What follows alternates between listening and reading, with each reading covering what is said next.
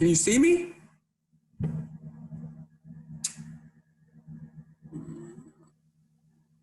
Can you hear me?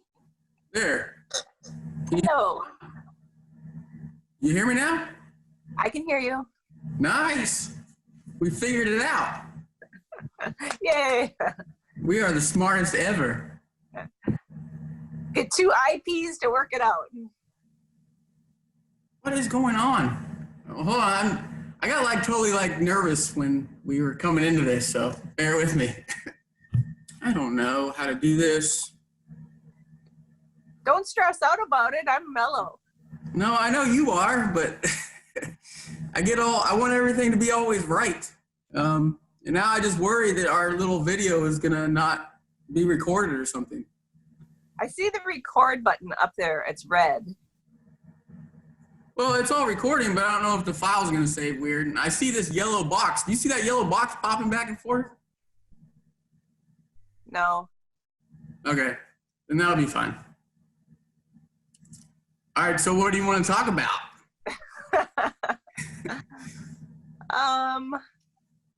How did you come to being an INFP? Like, how did you figure that out? It was just back, it was like around 30 when I stumbled upon MBTI. So just kind of going into the free tests. I took tests for work. A few of my jobs, they kind of put you into more of the professional testing or whatever for personality stuff. I don't know how I exactly stumbled upon it on the computer. I don't know if someone told me about it. I don't know how I found it. But once I did find it and read about it, I mean, there's a lot of types that just, I've pitched MBTI to a lot of people. And a lot of I know I have a lot of common experience with ESTJs. That's like my most common known type I have experience with in my real life. And, you know, when you pitch MBTI to a lot of different ones like that, it's interesting to them because they'll read the description and be like, oh, that's cool. And then they'll completely throw it away and never think about it again. But for me, when I found it, it's like 30 years of kind of having that not feeling it, fitting in type feeling and just going through life and you're just confused in a sense to where I kept doing my thing, but it just, every corner I went around, it was like, something's wrong with me or whatever. So finding MBTI, finding those descriptions of someone else writing me verbatim, like all this stuff I'm reading, I'm like, how does this person know me? So from there, it just fired off into the Enneagram and just everything I could possibly get my hands on with personality, whatever, development. And that's just where then my passion for like just understanding psychology and everything, it just came from that. I'm sorry I get talky. You can talk, Sheila. Jump in there anytime you want. No, I'm like, so hopefully I won't use too many like OPS terms, but like IPs, you know, we like to consume. And so what that means is, you know, just taking in all the info we can. And so I love listening to people, especially on stuff that I find interesting, you know, like if somebody's going to talk about something I'm not interested in, then I'm kind of like, you know, off in la la land thinking about something else. But like if my FI is on board, then I'm like, oh, just keep talking. I'm just like soaking everything in and like learn and learn. So I think that consume comes out big time for IPs because we lead with that. So do you find yourself loving to watch people and listen to people and figure out people? Oh, absolutely. Like that's what I do like on a daily basis. That's my goal, is to kind of like figure people out. And I don't know, it's just what fascinates me is people. And I mean, I'm so into learning about myself, it just naturally comes where I want to learn other people and just kind of know how they tick.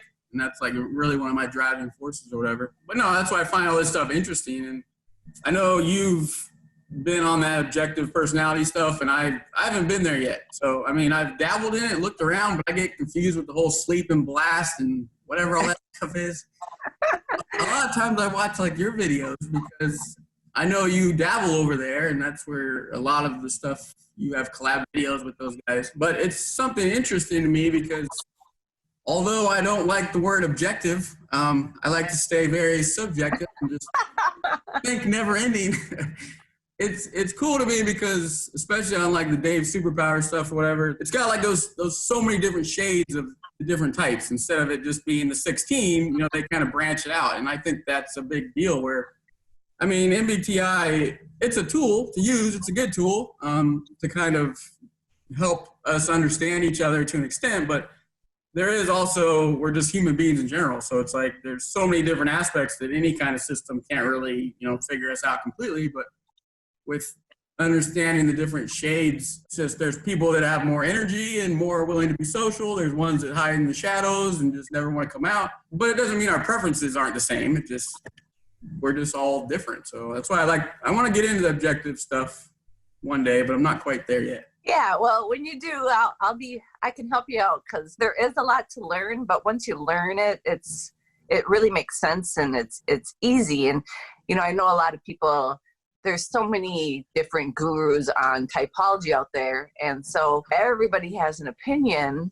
and that's fine, you know, but I don't like to knock other people's opinions, because, you know, they're personal, and it doesn't mean, you know, you're right or they're right. But I think just having that vast opinions helps. People are still going to have their opinion about my type too. I think everybody, but, you know, it's hilarious that all these armchair typists out there that, you know, will watch somebody's video for like 5 minutes and take the anecdotes of, oh, she said this word, that means this, you know. But typing is hard, and you know, I've been in the classes for 8-9 months, and we type somebody a celebrity every week, and I spend, you know, 3 to 5 hours listening to stuff on YouTube from them and trying to figure out everything. And, you know, sometimes I get some of the parts right, sometimes I'm like way off the track. So it's not easy. And so, you know, everybody can say certain words and you'd be like, oh, that means that they're this. Or, you know, like a lot of people say they see FE from me, but yeah, I get that a lot too. Do you? Yeah, I get the FE a lot, which I mean, I care about other people and their well-being. I do. It doesn't mean, that's the thing. It's funny because people do stop by. Sorry to interrupt. I get excited. But yeah, I think with the FE, just because, I mean, a lot of people think FE is, you know, caring and sweet and nice. And does that mean every FI person out there is a complete ass? No, it doesn't, you know? So, but like, I think they have the whole modalities with the masculine and feminine. And with our TE, you know, mine is like feminine. And so it's very movable and flowy and go with the flow with the tribe. That's all the objective stuff, right? The feminine and masculine. Yeah. So like if you do have more of the feminine TE also, that means you're just going to, when people come at you, you're going to be a little more movable with them. You're going to be like, oh yeah, that's, as long as it's not totally invading on your values and what you really believe. Like, you know, there's things that we hold so true and that they're personal to us and very important to us. And then there's things that we're kind of like, I can move with that. I can go with that. And so I'm flexible in a lot of things, but I think, you know, there's some people out there that just don't want to bend on anything, you know, they're like, yeah. So there's going to be so many flavors of, like I said in other videos, you take, you know, 50 ISFPs or 50 INFPs and put them all in a room, and they're all going to look a little different, but yeah, they're going to have those same functions, but they're going to be expressed. They're going to look a little different. So, yeah, I mean, that's going back to the FE stuff. It's like, that's how I am too, where it's just, I really want people to be themselves and things like that. So I respect it highly. And it's like, I'm not going to force, because I know that what I like is not what other people like. And I'm not going to step on someone else's thing. If they like something, I'm not going to be one to sit there and put that in the dirt and say that's the dumbest thing I ever heard. It's something they like. And it's, we all like things differently. But for me, yeah, I mean, I completely just enjoy everyone's perspective on things. And I can use all those things. Because if everyone was the same, it'd be super boring. And I don't like boring. I get bored quick. And it's like, I'm so intrigued by everyone else's view on things. And it's like, that's where I don't like to step on other people's things. But it's at the same time, I cannot stand it when someone steps on my stuff. I'll respect your stuff, but if you come over here and you disrespect my stuff, it's not going to be pretty. I probably won't do anything, but I'm just going to ignore that person and walk away. I'm a walk away too. I don't fight unless you really back me up in a corner, and then I will. And then sometimes I surprise myself even. I'm kind of like, whoa, like, I can't believe I said that to that person. 'Cause it just depends if they really get me going. But for the most part, I just, nod my head and smile and think what I want to think in my head. And luckily people can't read my mind, because then we'd be in trouble. Oh, no, I love to keep it all mysterious and whatnot. That's like my favorite things about, I can kind of flow with each person I interact with. I mold to their liking. I just know that everyone doesn't like to be talked to the same as like you like to be talked to. So like, since I'm into the personality stuff, we kind of put people in little boxes in a sense, not know everything about them, but it helps me to kind of engage with them. And it allows for a lot deeper connection, in my opinion. I am just trying to get both of us on a comfortable level together. And for me also too, like, I want to make things as fun and easy as possible for me. But if you're put in a situation with, I know. Go ahead. If you put, so say I'm in a situation with other people and I'm going to be there for, 2 hours. Of course, I'm going to be all extra accommodating and make sure they're happy, because I want to be happy. It's like, I'm not going to go in and knowing for 2 hours if I have to be around somebody and I start out on a bad foot, then my 2 hours is going to suck, So I think the whole reason I want other people to be happy is first because I want to, it's like, how you just want to, spend those 2 hours being happy or in a good mood.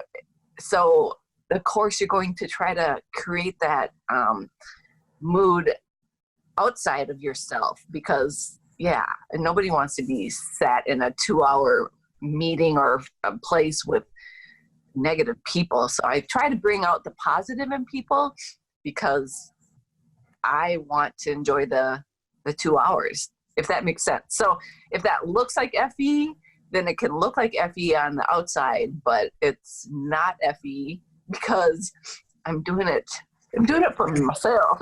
No, I get you. I know exactly what you're talking about. Yeah, so stay in the moment, though. That's what you S's like to do. SE can be very in the moment, but it can also, if my FI is not on board or it's information I know already, then I can zone out and be very future, like lost in thoughts and future too. So I guess we've talked before, I think on like in grade school or high school, I was the total doodler in class where, the teacher's talking and I'm just like off in my head because it's boring for me. It hasn't captured me. So like if I have a pen anywhere near my hand and I grab it, there's going to be some kind of important piece of paper that's going to have doodles on it when I'm done accidentally. It's not good. I have read that it helps concentration. So like my daughter is a doodler too, and we homeschool.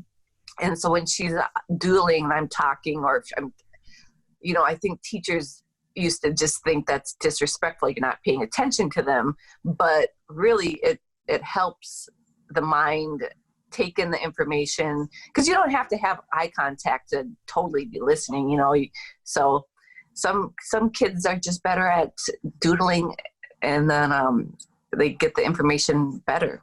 So it's not a bad thing. Something happens, do you just kind of take it for face value, or do you just kind of like, I don't know, take it out on yourself? Well, I'm pretty bad. I beat myself up a lot if I mess up or make a mistake, or like some situation with somebody, I wish I could have done it better. I beat myself up pretty good. Yeah, I'm pretty hard on myself as well, especially in conversations. I can stick my foot in my mouth a lot. I say what's on my mind to a point. I hold back a lot because I have to filter myself, because really inside my mind, I'm like this crass drunken sailor. So I have to filter myself, because if I walked around really saying everything that was inside my mind, it does not match the outside at all. So very few people get to see that side of me. Like, so if I'm in a conversation with a group of friends and I will say something and I see that it didn't like go over too hot or something, later I'll hop in my car and I'll be like, "What, Sheila, serious? Why'd you say that?" You know, and I'll beat myself up over that. Or it depends on the person. Now, if the person really just knows me, then it's fine. But if the person doesn't really know me, I'm like, oh, how'd they take me? Because they don't really know me. And so I do play over some situations. It just depends. And then sometimes I'm like, screw it. If they don't get me, they don't get me. So I don't know. It's kind of a balance. How old are you again? That is rude. How? I'm 39. 39? Yeah. Almost 40. I know. It's coming up. It's sweet. You know, actually, you know what? My 40s have been the best. So look forward to the 40s. I do. I look forward to stuff. My future in my head is a lot brighter than how real life happens, but that's why we like to stay in our head. So when you think about your future, do you not like to pigeonhole yourself into one future, or do you like to know more, just kind of you're the one path? It's all scattered. Like I'm constantly like dreaming up the ideal relationship kind of thing. There's always me putting someone on a pedestal somewhere that is not available out in the real world because it's reality. But like, I think about year to year, it's like I always have this idea that, you know, this is going to do this is going to do that. And it's just like I have a direction where I want to go, but it's very loose. It's not goal-based. It's just I have these ideas that come into my head periodically. And it's just this.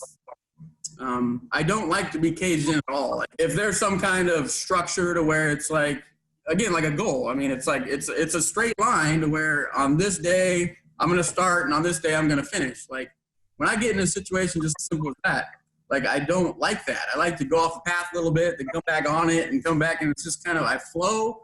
So instead of a straight line, I do a wiggly line with obviously understanding that getting somewhere as somewhat of a goal is important to progress or whatever. But normally it's always just like a month-long interest that I find. I get super excited about it, and then it burns out, and then it's dead for like ever. And I just like, okay, next. So I'm constantly looking for something new. And that's why YouTube kind of is interesting to me, because I'm like, why are you still doing this? So to me, it's something that it's new to me. It's something this long, because I don't have that much in life. I move on a lot, and that's part of the struggle, I think, as being an INFP, is just not being able to focus on one thing. And it's kind of like we get to this failure mentality to where we dabble in a lot of things, but rarely do we ever finish a lot of those things, because we imagine it all in our heads. And that's what it is. I'll find an interest. I'll think about every little different perspective of it, good, bad, all the things that can be done. I get super excited. And then a lot of times in the past, before I would even like physically make that whatever it is, it would already be boring in my head. So instead of the world being able to see it, I kept it to myself in my head and didn't get to share it with nobody. And then you get that, man, I can't do anything like, physically. Yeah. Like how many hobbies I've had over the years. I will like, oh my gosh, I'll get into it and I'll go out and buy all this stuff to do this hobby, and I do it and I get what I want from it. And then I'm like, oh, okay, I'm bored. I need to move on to something else. And then sometimes, I'll go back to a certain thing with painting or, an art form. I will do watercolor, and then I'm like bored with watercolor. Okay, then acrylics, and then oils. And so it's like I need to just constantly try the new things all the time. There's a few things in my life that I just love that I have mastered, but I think we also are the jack of all trades, master of none sometimes too, or master of a few. Yeah, that SE and the NE both want that, but the SE wants it in the physical world. We want the tangible physical things, where NE is just more of the concepts and thinking about, like you said, less reality, more in your head concepts. If I have like a project that goes for like a week or a month or whatever, it's very sketchy on if I'm even going to make it. Like, that's the problem. So I have to do something very, very quickly before my mind catches up and like finishes it for me. So that's why I like YouTube, because I can actually finish stuff. So why are you on YouTube? That's what you probably said it in other videos, but I'm just interested. When I watch your videos, you're like very relaxing to me.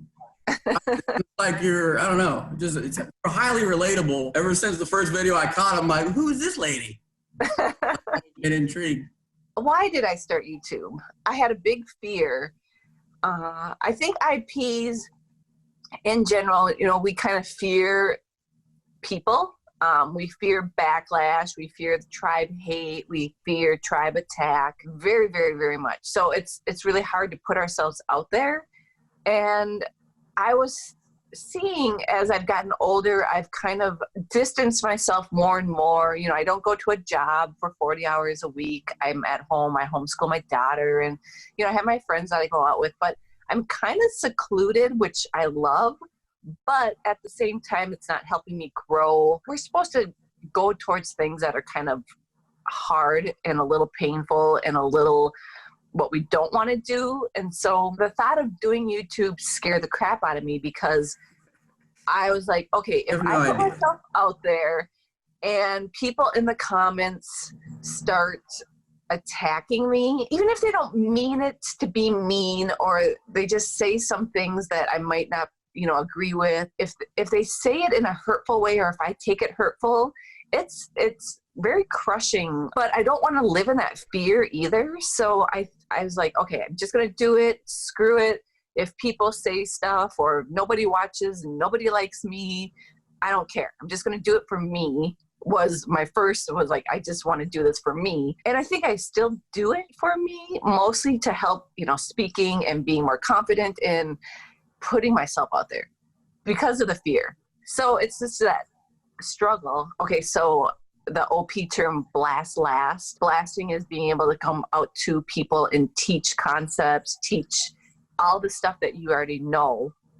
Lasters are really bad at it. We're kind of like, when we're thinking about something in our head, it makes so much sense. It like flows so perfectly in our brains, but from our brain to our mouth and out, it's like all of a sudden it's just like blah, blah, blah. And you're like, what the hell did I just say? Like, that does not make sense to myself, to anyone else. So it's like, we just getting it out in reality and making things, the lasters suck at it. And so YouTubing helps to get that out, because even my husband, he'll be like, I'm fairly quiet. I can get chatty, but sometimes, he'll ask me a question and I have just responded in my head, but I didn't physically outward respond. And he's just like, aren't you going to say something? And I almost was like, I did. But I'm like, oh no, I just said it in my head. I didn't really even put it out in reality. And so that, just trying to, see like right now how I'm fumbling over all the words. That's or ending a sentence with, yeah. So YouTube, it's forcing me to be better about communicating and to just not be as afraid. And you are going to edit the crap out of this video, right? Maybe. No, I got to help both of us. Yes, I'll edit it. Don't worry. I got it. I'll make us look better. That's what I do on my videos. It's a complete mess. Like I need to film like a full video without one cut and just let people see how bad it is. But I don't want people to suffer through that, because me editing it, I'm suffering through my own video. I'm just like, man, that's horrible. Yeah. I'll make us look better. Don't worry. If I can help somebody else and entertain somebody else, then that's the icing on the cake also. And I love interacting with the people in the comments and listening to other people. And I've gotten actually great feedback from people. And I don't mind the feedback. I don't mind criticism, when it's helpful. Not just trolls that just want to come and be mean or whatever. That's, I don't have time for that. And I don't mind the constructive criticism. It still stings a little sometimes. You always want rainbows and sunshine, but at least I do. I grew up in the era pre-internet. And so when you had to have a conversation with somebody, it was always face-to-face or on the telephone where you could hear somebody's voice. You're just talking to a real human. It's just a different experience than having to talk to somebody face-to-face, because you can't read the inflections in their words. You can't see their facial expressions, especially for me who's SE. That's what I love. I love being able to, when somebody's talking to me, I can take in their body language and their voice and their face expressions. It's like, then I understand the words they're saying so much more clearly. And, but yeah, if you're just reading a sentence online, I'm not getting any of that SE that I need to know where they're coming from. And so that's harder for me. Yeah. Do you feel, being a feeler and being a guy, that's got to be harder? Because there are a ton of feeler men out there, but it is looked upon a little harder, like the typical dumb guy things. Like my husband, he's a feeler. So even though he's both, like, he can be Mr. Cool Dude, army guy, but he can also roll around in a pile of kittens and be all gooey too. So it's like, he's got that balance, and I don't think it bothers him. Like, people can be stupid, whatever, out there. But yeah, I bet you, you weren't you in the Army too? I was in the Air Force. Yeah. Air Force. So, you just get that mentality. I just want everyone to be themselves. And if you like to play with a pile of kittens, which I would join the kittens with them too. I want to do that. But the majority of the guy buddies off to the side, they're gonna typically comment on, why is he doing that? He's a guy. He's an ESTP, you said? I think so. Yeah, I think he's ESTP, but I think he's a jumper in OP, so he would be SEFE. Yeah, he's very FE, which FI and FE. It's quite a combo, which, the opposite helps bring out things in us. But yeah, he wants me to be more extroverted in my feelings all the time, where, FI does not want to extrovert our feelings. We want to, there are feelings, we want to keep them in. I'm a feeler, but if you want to know how I'm feeling, or if you want me to show a lot of emotion, I'm not one to do that much at all. And so he wants me to extrovert how I'm feeling, and yeah, I don't want to. I'll do it on my terms, like if I want to say what I want to say. But if I don't want to say something, then don't make me say it. So yeah, it's interesting. Every test he's ever taken, he comes out ESTP. I see the SE big time, but I see a lot of NE in him also. And he's very creative and very goofy and fun. And I don't know, sometimes the people that are closest to us, it's hard to type because you see the whole well-rounded human to them. Yeah. And so you're seeing all the parts, like you say, we can do all of it. I can SI, I can FE, I can TI, I can do it all. So it's hard, but yeah, that's what his best fit type right now is, ESTP, but heavy on the FE. He brings the fun, but yeah, I don't know. So your close friends though, can you just be you? Yeah, my best friend, he's in the Air Force. He's about to retire, but he actually turned out to be an INFP. I passed him the test a couple years ago, and he got INFP, and that made complete sense. But I don't really have any friends at home. Because I'm 100% travel for work, so when I'm gone and I have to be extremely social, and I go into these environments to where it's a new plant or customer, like food equipment stuff I install and whatnot. Always new places, new people, new surroundings. It's complete. That's the biggest part of anxiety, getting into those places, because I like to be comfortable and kind of know what's going on, who's around me, and things like that. So the first couple hours, I'm really trying to take as much in as I possibly can to get comfortable, so I can relax. But so sorry about going off on a side tangent. We were talking about friends. So when I'm completely like being social and all that stuff, it extremely exhausts me a week for my job. So when I get off the road and come home, my goal is to come to my house and hide in my house all weekend to recuperate. And so I don't have like friends around me. I don't hang out with any adults, really. I hang out with my kid. And that's really the only contact I have. But yeah, when I find that person, whenever I'm in a relationship or whatever, I let everything out. And sometimes it can be kind of intense because I think it's just all those times of just holding everything in with the outside world and just keeping our FI and just our values close to us. When that one person stumbles into our life or is, that we find that we fully trust them, then I get crazily, everything just comes out.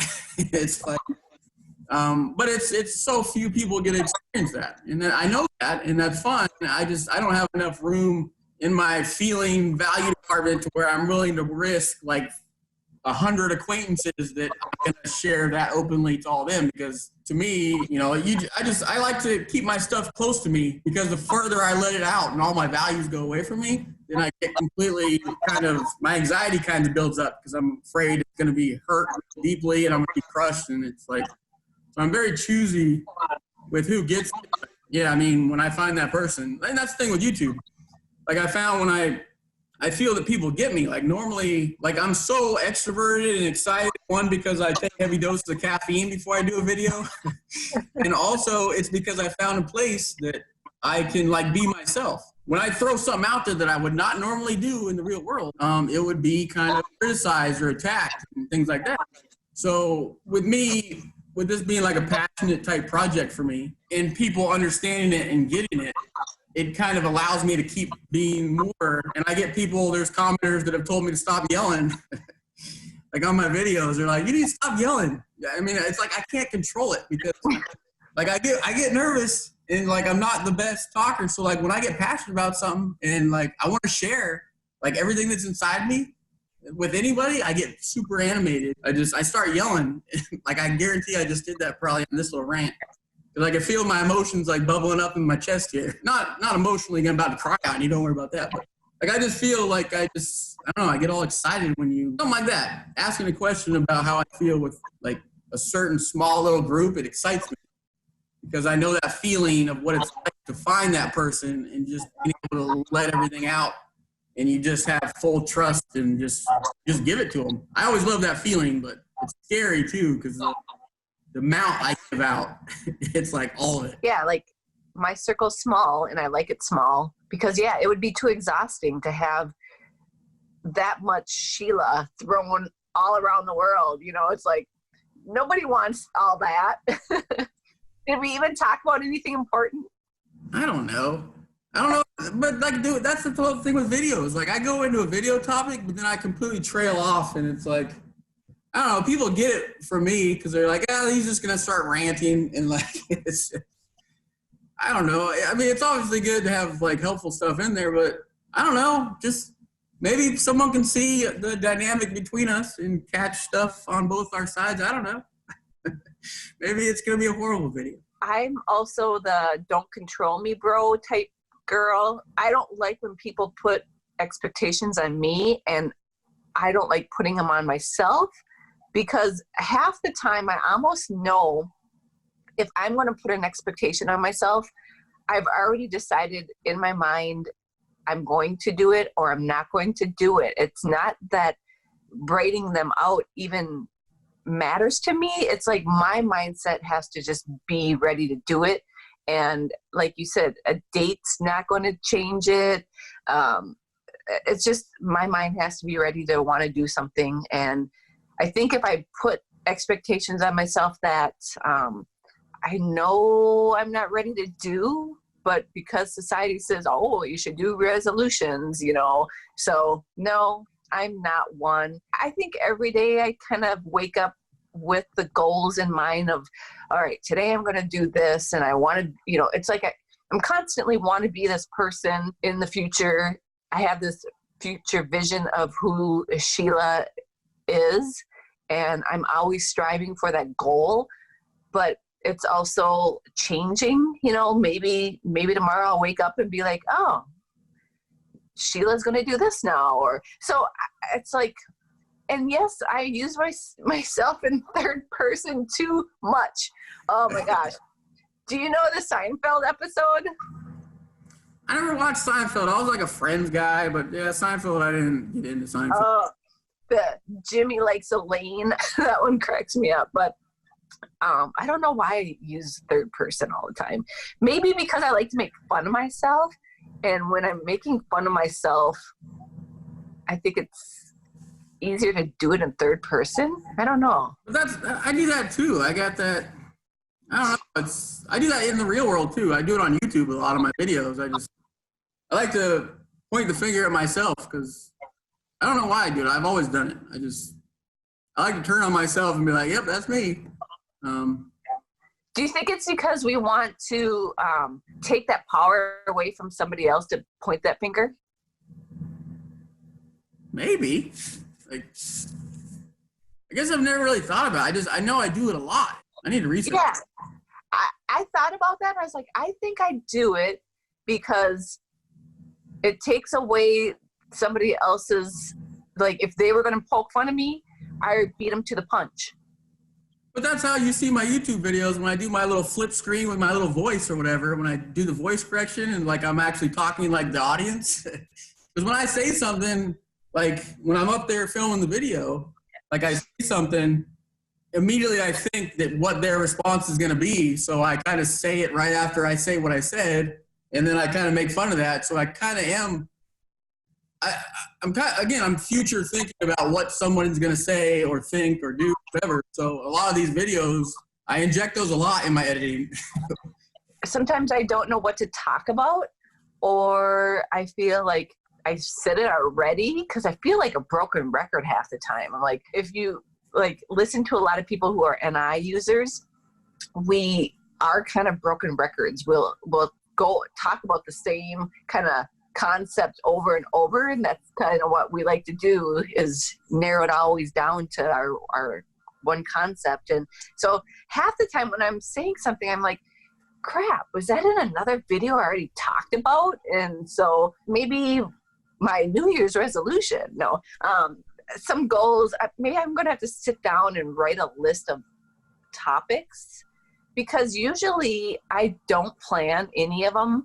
All of a sudden something will pop in my head that day, and I'll just grab my phone and start ranting and talking. I mean, I'm not a planner in general. I mean, of course, we have to plan for some things in the world, but I'd say 80 to 90% of the stuff, I'm just a fly by the seat of my pants kind of girl. And it has served me just fine.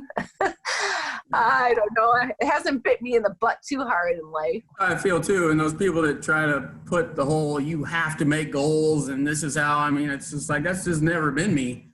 And I've made it through life pretty successfully to where I just literally, like you said, I've not been like burnt hard from I could have probably got places a little quicker, but I do kind of find my way through smelling all those flowers on the side of the road and everything else that I go, the whole squirrel thing. When I see a squirrel, I go chase it for a little bit and then come back. But what was I going to say? Well, go ahead. I had another thing I was going to say. Do you stop and smell the roses? Will you literally get off a path and go smell a flower? I want to know the sensory. If you're walking down a path and you see some pretty roses, will you get off the path and go smell them? Or you just walk right by them?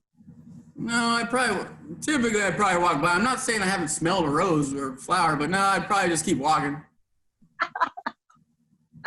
Like, would you even see the roses?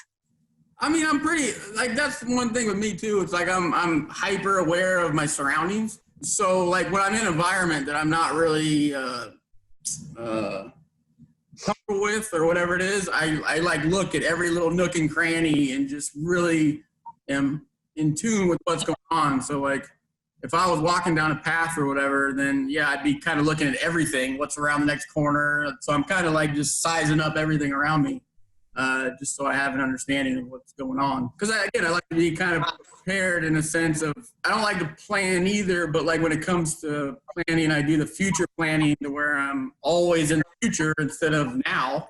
Because again, I keep having to refocus because sometimes I'm missing what you're saying. Because I'm like, oh no, what did she just say? I keep doing it, and I mean, I've got most of our conversation. I'll see it in the editing part, but like in my head, I keep running off in these little paths of thinking what I'm going to say next or what my next topic is. Or Do you plan on doing YouTube for a while? yeah, for right now, I'm still into it. So again, it's something I really don't want to let go because it's something like I said in the beginning, it's that one. It's something that I've been doing, and I don't do things for this long. This is not normal for me. I dabble everywhere, and for YouTube, it's got this. It just keeps drawing me back, and it's just like I literally can just blindly forget everything around me. When I get in the video mode, it's bad because I completely just block everything else out, and I go into this mode. I don't eat or sleep. It's bad.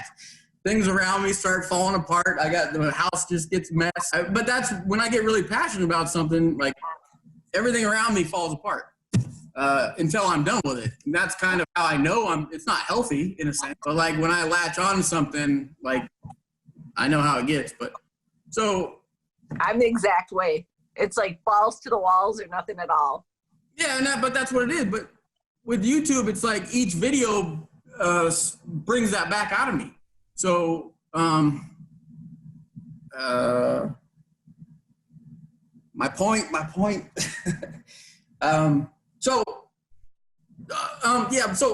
going into every single video, it makes me come back with that same exact passion that I had from the last video or from the beginning of YouTube. And that's what's really intriguing part to me because I'm like, most things don't do that. Like I'll exhaust something out of my head and it gets boring. I never go back to it. So when you're curled up on your couch and watching a movie, what's your favorite chick flick? I like The Proposal. I like all kinds of stuff. But like, you seen The Proposal movie, right? You haven't seen that movie? Sheila? Who's in it? Who is in it? Sandra Bullock and Ryan Reynolds.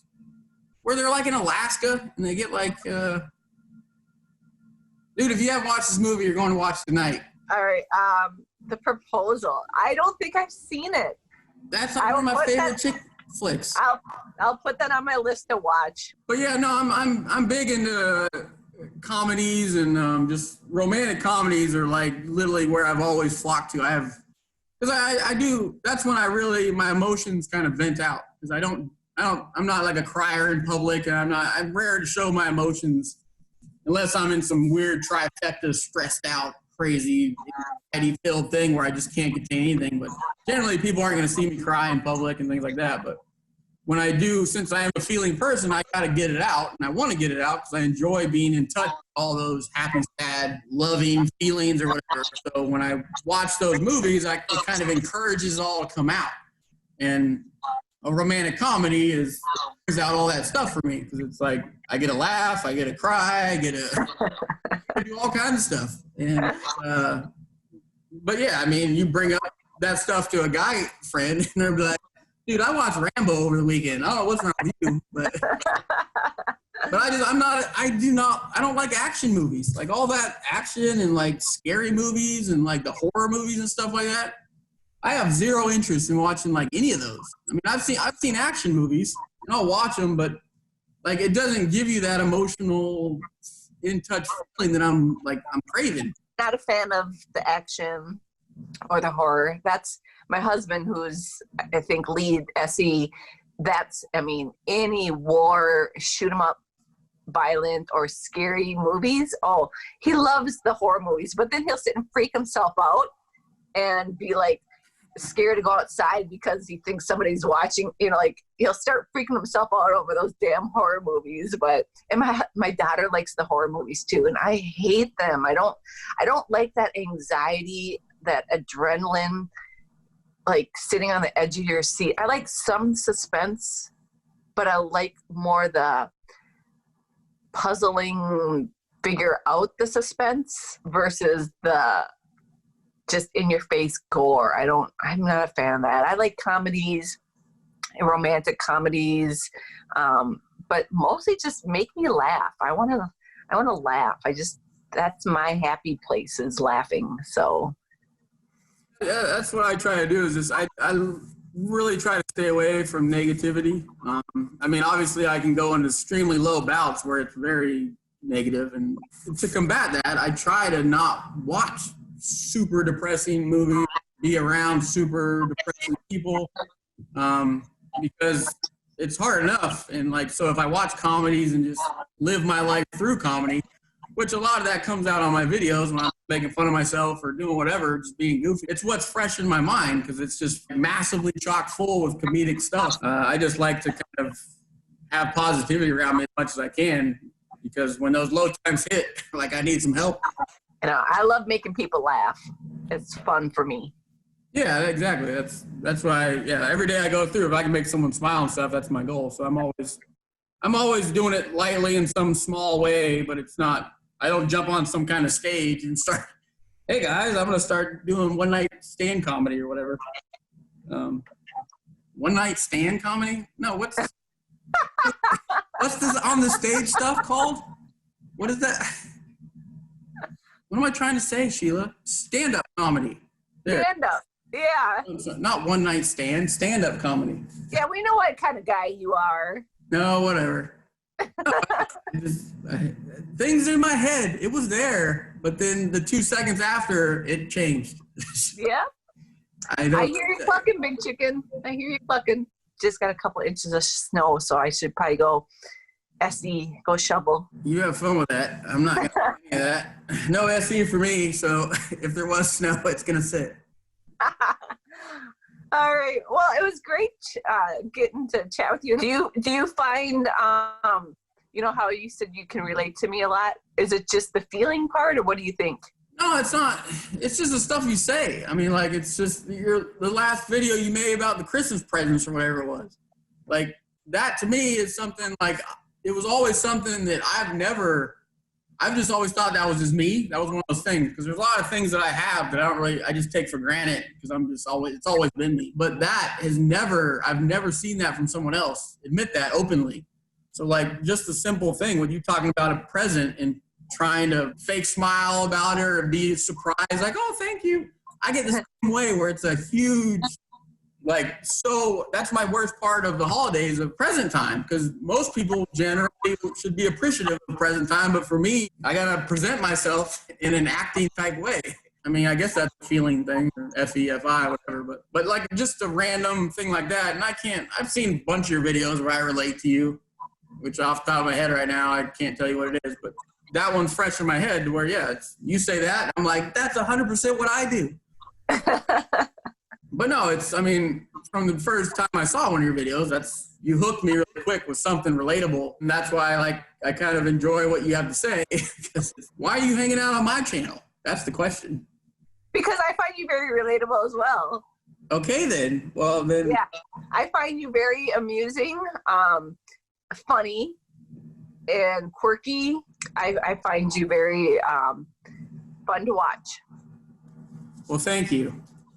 I just hop up on caffeine and let it all go. That is my recipe. Yeah, but I just like when people are real and raw and just. That's why I like doing it, because like when I go up there, it's like the camera phases out. Like literally, I black out and I don't even see the camera anymore. It's weird because I'm surprised I'm even looking at the lens when I'm doing filming, because it's like when I go up there, I just completely just go blank and just start letting it all out. And like when I watch it back on editing, it's just like it was literally me just letting go with whatever it is, and it's like very relieving to me. It's like super therapeutic, and I just enjoy it. Yeah, who needs a psychiatrist when we have YouTube, right? No, that's another thing. That's one thing. I've never been to a psychologist. I know I'm all messed up in the head, but like I don't see myself ever going to a psychologist. Like, because the first like 100 sessions are probably stuff I already know. He's going to talk about the basics. Okay, I'm like, dude, I already know that. I already know that. That's what I mean. This stuff is therapy for me, to where I can vent stuff out. I can relate. Okay, this makes sense. I can learn more stuff. It's like, it's free therapy in my opinion, but psychologists, like I don't know, as deep and low as I can go and have my moments, like I still can get out of it myself. Like I can go down, but I know how to function in those dark times of what I need to get done and put in the work at that moment. I just really know what I need to do. And then I eventually always come out of it. So, yeah. And that's one thing with Dave. Sorry, I'm keep rambling. One last thing with Dave. He says nobody can change us and get us to do what we want to do. Like the outside world can't motivate us to change. We have to motivate ourselves. So yeah, I've never been to a psychologist or either, or a counselor or anything, because, they can, maybe talk to me, but I'm the one that has to do it myself. Maybe they could give me tools or something, but no, I've always been able, if I'm in a dark place or sad, it's like I have to just work through those moments and the sadness, and then I'm like, okay, time to move on and get out of it. So it's like we have to do it ourselves. We can't. The outside world cannot do it for us. No matter how much somebody's like, oh, cheer up, or try to change your mood, or try to get you to change your status. Is it status? I get it. Go ahead. Okay. Yeah, it's like, we're like, no, screw you. We're changing ourselves. It's like, yeah. So, and especially when somebody tells me to cheer up, I'm like, oh, that's like the worst thing you could say to me. Like, like that is going to make me upset. And that happens a lot. Like I get that all the time, and it's a lot. I got the resty bitch face and all this stuff. Like at work, I do look like I'm in a bad mood at times. I mean, I am the bubbly person a lot of times, but like when I'm just in my thinking mode and I'm just had a stressed day, I'm tired or whatever it is, I'll get that all the time where someone just tells me to cheer up or you should smile more. Those are common to me, and that is like the thing that's going to irritate me more than almost anything on like a daily basis. I don't know.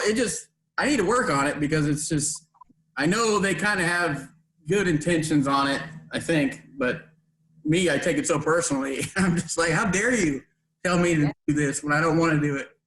Don't tell FI how to feel. I mean, that's what it is. That one boils my blood big time. All right. Well, you go take care of your daughter.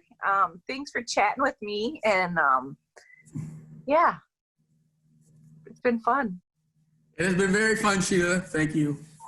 So I will be seeing you around. All righty, Sean. Okay. Okay. Bye.